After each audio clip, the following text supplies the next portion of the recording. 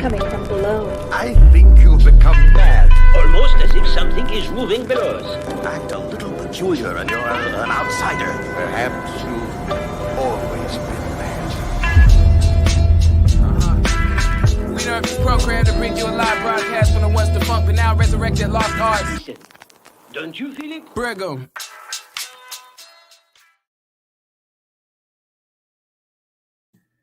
Welcome to the Balls Deep podcast, part of the Fantasy Basketball International podcast network. Another week of industry pickup, week 15 in the books. I'm joined, as always, by Mitch Casey. Let's bring him in. G'day, mate. Yeah, look, 2 wins. Doesn't happen very often. Happens for you a lot, but doesn't happen for me very often. So, coming to you with a smile on my face today. I moved up the standings. My dreams of postseason action are still alive, barely. How have you been? I haven't spoken to you in about a week. Yeah, no, I've been good, mate. I've been good, and just trying to assess the team as things get closer and closer to fantasy basketball playoffs. We've got the trade deadline as well coming up very shortly, so that will shake things up as well. Big week for me, and probably a bigger week for you, mate. Taking down one of the top teams, and not even a little sneaky 5-4. You copped a little half point there. So I was watching it closely again, and the steals just tying there. That extra half category win might be big, or missing out on that, potential second half category is maybe costly. But we'll see how it all pans out. So exciting that you're still in the hunt. Yeah, look, it was close. Coming into today, into the final day, the score was it was exactly as it is. For those watching along, you can see I had a 5-3-1 victory over Established the Run, Drew Dinkmeyer. Steals was the category. We tied in steals. We were tied coming into today. I played at So the Pacers game tipped off at 6 p.m. Eastern US time. At about 5:58, I decided to play TJ McConnell over Josh Giddey in the hope of just getting a sneaky steal, which he didn't do. He did get me 7 assists, which were handy, but I just couldn't get that one extra steal. Markelle Fultz was terrible today. I just needed him to do something, and he was awful. So, 5-3-1 victory over Drew, and he's second in the standings. So, probably my best win of the season in terms of who I was against. And I've actually moved up into 8th spot now, 2.5 games behind B-Dub, who sits in 6th. So I don't know. Like I'm close. I'm edging ever so close as we move forward. And you, as we touched on, you had a victory, hard-fought victory, 5-4 over Alex McLean. Let's bring your box score up. Yeah, it was a bit closer than I thought of. I was just hoping for. Maybe I was overconfident going into this week. I don't know. I'd beaten Alex comfortably before, and I'd been sort of coming off the back of a couple of big wins, and the team was in a good space. But it did come down a bit closer than I wanted it to. Just narrowly winning the rebound category in the end. I lost the blocks. I think this time last week I was talking to you about, Alex is a punt blocks team, and I won't need to activate Mobley or anything like that. He didn't block any shots this week, so it didn't make a difference, but he beat me in blocks, which was definitely a surprise to me. My team wildly fluctuates in blocks. I think last week I had like 44 blocks. This week I've only had 23. So I thought that category was well in hand, and turns out it wasn't. And the rebounds was much closer than I was expecting as well. But I got over in points, which was the category that I thought was going to be the one that might go either way, and he did have a 60-point Steph Curry performance this week, but probably one of my better scoring weeks for my team with a big Bradley Beal game today, which definitely helped. But all in all, we got there. Again, didn't need to make any waiver wire moves. I haven't done that for the last 3 weeks now, just kind of sitting on my hands. cycling through my injured reserve spots with a couple of guys going in and out of those sort of things with some short-term injuries. And yeah, just it's the team's been going all right so far. Yeah, it was. I'm just looking down there now and rebounds because I think, are you the top team in rebounds? You're right up there if you're not number one. I think I am on the season standings. I am second behind yourself. Yeah, I think you and I are very, very close at the top of the standings, and I'm third in blocks, and Alex is second last. So go. Yeah, I think looking at your blocks total this week, it was more about your team underperforming than Alex's. 23. I'll bring up mine in a minute, but I'm fairly confident I beat that quite comfortably in blocks this week.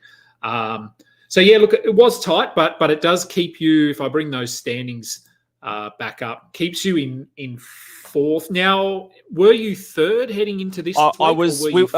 So Rhett and I were tied. I think I was sitting in third because my recent matchup was a better one. I think that's the tiebreaker. I don't really quite know, but we were tied basically in terms of the games behind the leader.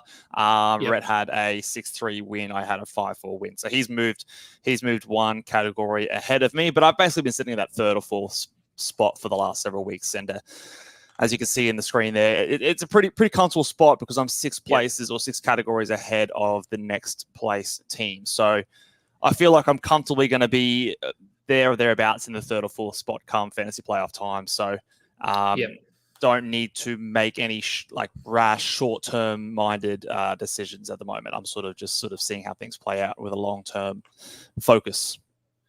Yeah, and I've, as I said, I'm up into 8th now. I jumped Mike Barner. I'm fairly certain this week he had an 8-1. Yeah, he got belted.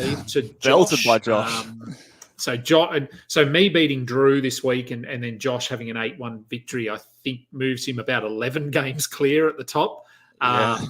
So someone's got to do something about that. We can't let Josh.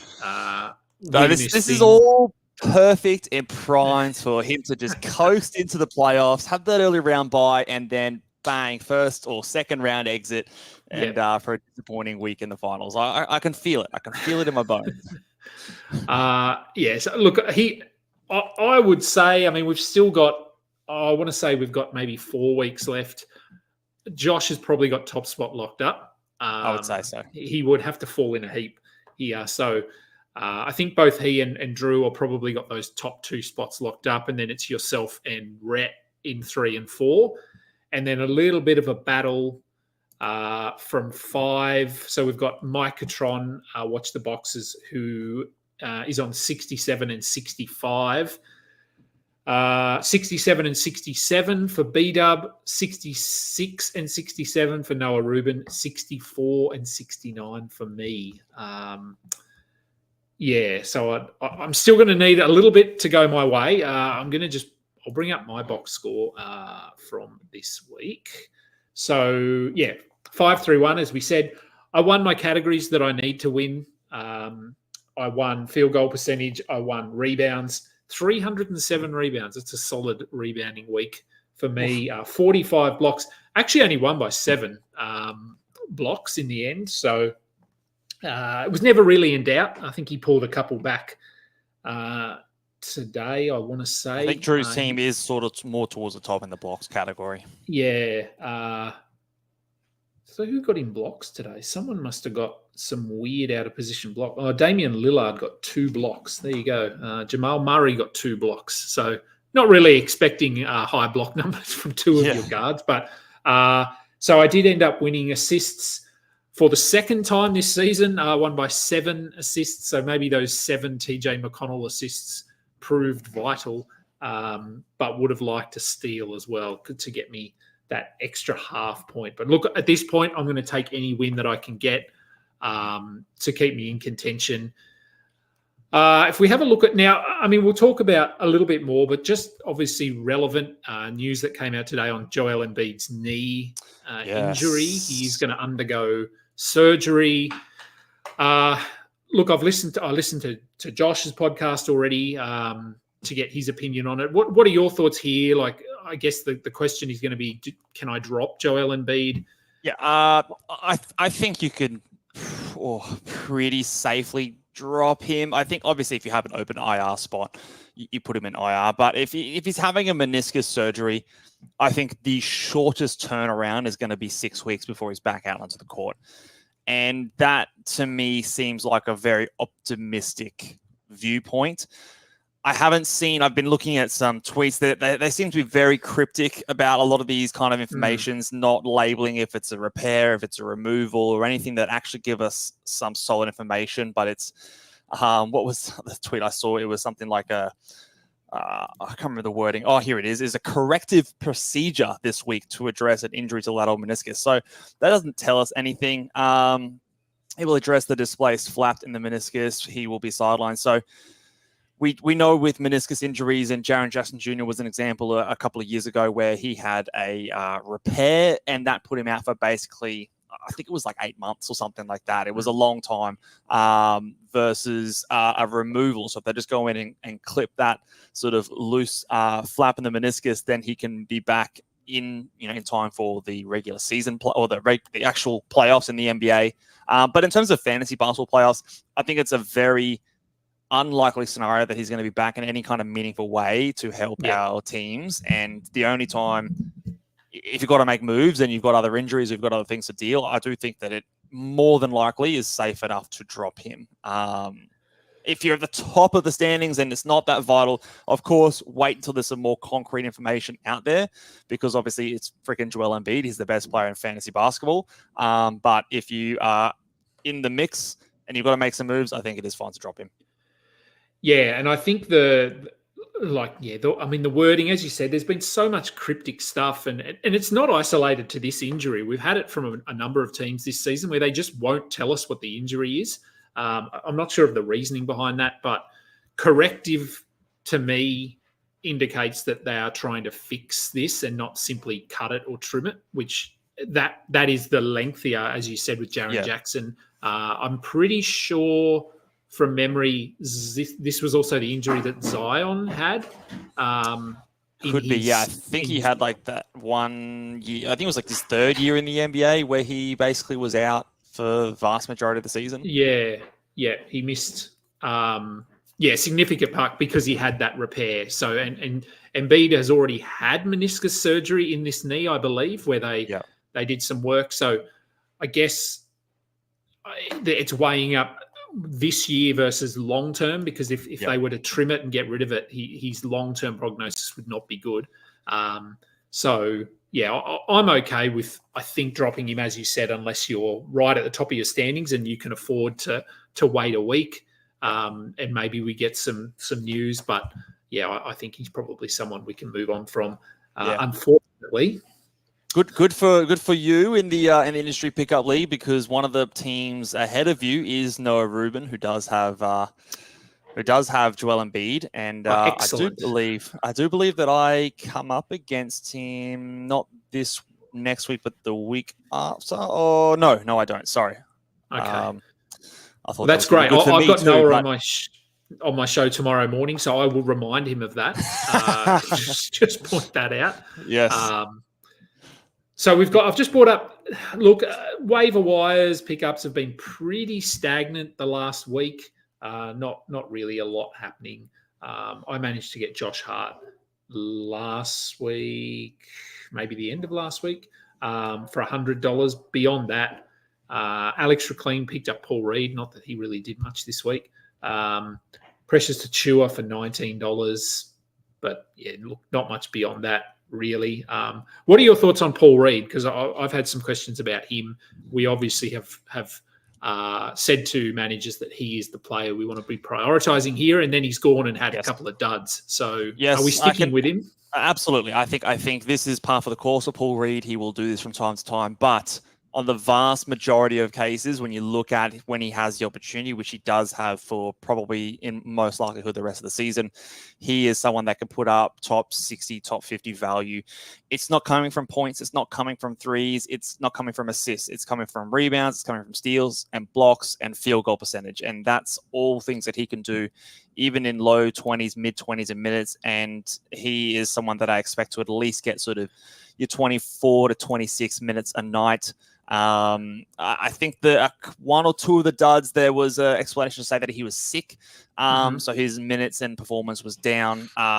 So we can kind of take that one with a grain of salt. But if anyone grabbed him and then dropped him in a league that I'm in, I'm immediately grabbing him off the waiver wire again, because I think that this has long-term appeal to be a hugely successful acquisition. So don't panic if you picked him up and he's disappointed so far. I think he'll still be good.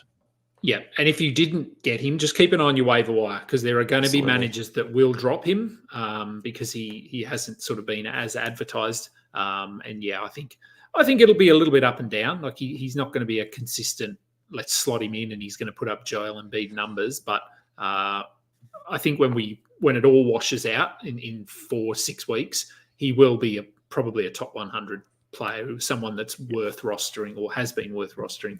It was actually it was really annoying in this league, in the industry pickup league. Alex Raclean, who I was versing this week, picked up Paul Reed the night before Joel Embiid he came back for that game. Okay. So I think Alex picked him up thinking Embiid was going to be out. Embiid then comes back in and plays that game. So he's got him on the roster, and then that game Embiid gets injured. So Alex had Paul Reed on his team. So there was no opportunity for anyone in our league to go and pick him up after the proper injury for Embiid went down. So very frustrating. But that's part of fantasy, is getting ahead of these things, and he obviously got a little bit lucky there with Kuminga landing on Embiid's knee, but the fact that they had him out on the court at all probably contributed to that. So pulling up the matchups for this week, I play Noah Rubin this week. So there you go. Oh, there you go. Okay. This is lined up beautifully for you. So our show tomorrow will be interesting. Look, it should be a close one. He still has Karl Anthony Towns on his team. I have no idea if I beat him previously or not, but you are up against... I'm up against Watch the Boxes, Mike Catron. So 2 people that are ahead of you. So Mike had a big win this past week, I think. So he went up into that 5th spot. But it is a bit of a merry-go-round, that 5th, 6th spot. Last time I versed Mike, I had a very disappointing loss. A win that I should have had. And it's probably my worst loss so far this season. So I'm looking for revenge. And I'm also looking to help you out here, Kingy. So if we could both get W's, that will push 2 teams ahead of you down, whilst bringing us both up. So that's the result we're pulling for. Yeah. So I actually did beat Noah when I played him in the 5th week. Beat him 5-4. Just having a look at the category. I actually won assists. Somehow lost turnovers, blocks, assists. I won by 1. So. Look, much like most of my weeks, it could come down to assists this week and steals. But, no Embiid certainly helps. And I don't really have to worry about him coming back, because we know that's not going to happen. So not going to happen this week, no. No. The other interesting matchup this week is B-Dub, who's also that 3rd team between you and the playoffs, is going up against Establish the Run and Drew Dinkmeyer. So another one of those top teams. So... it could be a scenario where all 3 of the teams, hopefully, touch wood, knock on wood, lose and you win. And maybe this will be a big week for you. I think after this week, we'll have a better idea whether it's still possible or not for you to slide to the playoffs. I mean, if they can all lose and I can and win, and obviously Noah is directly above me, 2 wins or 2 games, 2 categories ahead. If I can win 5-4, I guess I pull even with him. If you can do your job and have a good win for me, then hopefully when we're talking next Monday over on your channel, I will have another smile on my face. But hopefully, time will tell. Hopefully. It'll be a big week. Yeah. It will. Yeah, it's getting down to the business end of the season. Trade deadline is obviously this Thursday, Friday for us, Thursday in the States. Yep. I'd recommend just people save your waiver wire pickups this week. Don't go out early and just grab people, because there's sure to be some value later in the week. It might not necessarily mean that you have to wait until Thursday, because we could, of course, get trades earlier in the week than that. But I wouldn't just go out and rush and pick up people early in the week. Don't pick up like streaming options or anything like that. If someone drops a Paul Reed, that would be an ad that I would definitely go ahead and use. If it was something like big like that, I'd be pulling those kind of moves. But not anything that's short-term focused, I think, because it's still early enough in the week that you could, if you need to stream and you are desperate for wins, that you can still make use of that, on Friday, Saturday, Sunday, and do those sort of moves for that part of the week. But early in the week, probably not worth it. No, that's right. That'll do it for today. Just a quick one. I've got so much to do tonight. One of my leagues actually ended today. It sort of ended. So it's a league that I'm now splitting into 2 new leagues, with the top 8 battling it out for the title and the bottom 8 battling it out for the number 1 pick in next. So we're doing 2 redrafts tonight, 2 brand new drafts, which will be interesting because Embiid probably won't be drafted. Undrafted Joel Embiid, number 1 news player. And who's going to go number 1? Will it be Jokic or will it be Shea or will it be Wemby? I don't know. How high is Wemby going to go in a redraft? With his back-to-back rests and minutes, and I mean, you'd have to go still top, like first rounder. You'd have to. He'll go first round. I'm pretty sure. I think I'm going to have. I think I've got the 4th pick. So it's 2 8-team leagues now. So it was a 16-team league splitting into 2 8-team leagues. So I've got the 4th pick. It's going to be a quick draft because there's only 8 teams. Rosters are going to be very talented because the 2nd round pick, you can get the 10th ranked player kind of thing. Yeah. So, with the 4th pick, I might have Wemby on the table if Jokic and Shea and maybe Halliburton go top 3. What about someone who's been up there the last couple of months in Kawhi Leonard? How high do you think he's going to go? Because over the past 2 months, he's the 3rd ranked player on a per game basis. Yeah, I don't know. I don't know. I feel like he'll go high. I think he might go top 10. Halliburton might drop slightly because of all this hamstring recently. Stuff. Yeah. So maybe he drops a little bit. I don't know. It'll be interesting. We can talk about it next week quickly, and then I'll just give a brief rundown of where people are being. It's an interesting snapshot of obviously what we're expecting from everyone for the rest of the season. The mid-season redraft. Yeah, and a little bit, not a huge indicator, but just a small indicator of what might happen next season too. Obviously, there's a lot of trades and things to happen, but it might be just a little glimpse into the future. So for Wemby, for example, how high is he going to go? Does he go 5th pick or 9th pick? Anyway, should be fun. So I've got to set up 2 brand new leagues and write an article. So I've got a lot to do tonight and cook dinner. So I am going to let you go. Let people know where they can find you and what you've got coming up. Have you got anything planned for the trade deadline? Yeah, so I unfortunately can't do a live trade deadline show, but there will be a show coming out probably on the late Friday or late Thursday night US time, Friday afternoon my time. I will be doing a show reviewing all the trades and the fantasy basketball implications. So stay tuned for that one. That will be coming out over at BallBoys Fantasy Basketball on YouTube and any podcast platforms. Otherwise, you can just follow me on Twitter or X at BallBoys Fantasy. And stay tuned for what happens. And I'll see you next week, hopefully reviewing another couple of wins there, Kingy. Fingers crossed. Yeah, so we will be back on your channel next week, same time. I wasn't going to, but I am going to do a live trade deadline show, but it will be a trade deadline recap show. So it'll be following the trade deadline at 4 p.m. Eastern US time, I think 8 a.m. Australian time. Only because there's so many other people doing live shows during it. So I just thought I'd do one a little bit later. And my show, Noah and I will be live tomorrow at 3 p.m. Eastern, I believe, just to talk about the week and what's coming up and the trade deadline and everything. So, you can check out all of our content at fbibasketball.com. We're on YouTube, we're on Twitter, Google Podcasts, Apple Podcasts, Spotify. Thumbs up, subscribe, everything what works. As I said, over on Mitch's channel next week, with a pair of wins, hopefully. We'll see. Until next time, catch up.